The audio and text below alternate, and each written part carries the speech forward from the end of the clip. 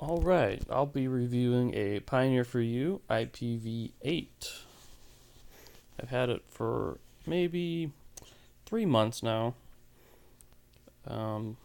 First, I'll go over my complaints. My biggest complaint is the controls.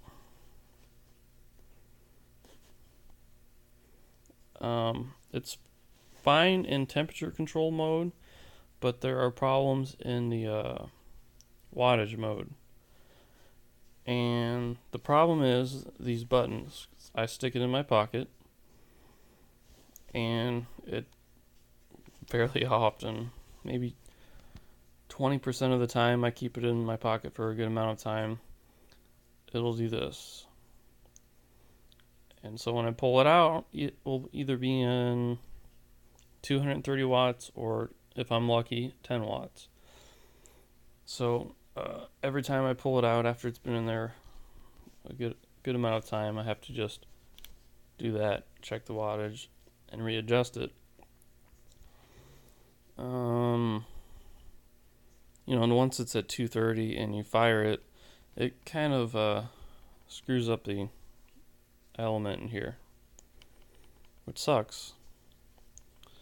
When you're in temperature controlled mode, that's not an issue because the joules increases, but the joules is just how quickly it gets up to temp, so it doesn't burn out your element in temp mode. You can lock it 1, 2, 3, so it doesn't change. Oh my. Yeah. You can lock it so the temperature doesn't control, but it's kind of a pain to do that every time, put it in your pocket. It'd be a lot better if these just weren't so sticking out there. That's my biggest complaint. My second complaint is the locking mechanism on the batteries. I've dropped it a few times, and this is fairly easy to bend. When it bends, it doesn't go into place like it should, and it keeps popping out. And also the latch up here seems to be kind of weak, so I can imagine at some point it just breaking off and me having to use tape to keep it on. So I don't really like the flimsy battery cover design here. I guess the third thing was this leather. They all have a leather thing glued here. But that's not really that big of a problem. It'll eventually come off. It's not put on very well, and it's leather that scratches up. But it just comes off, and you can clean it off, clean the glue off.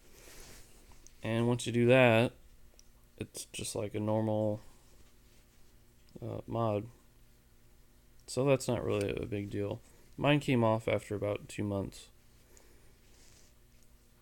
It's not really a big deal at all. You just take it off and it's back to what I think they should have had in the first place.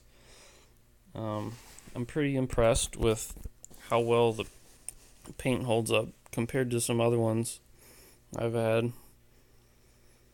The paint seems to be holding up pretty well. These are probably from dropping it and rubbing.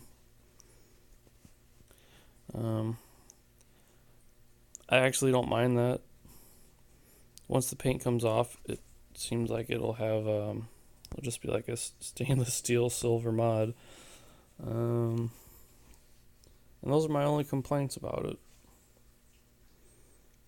Overall, I think it's a pretty dang good value for what you pay for it. I like it. I do prefer the IPv4 more.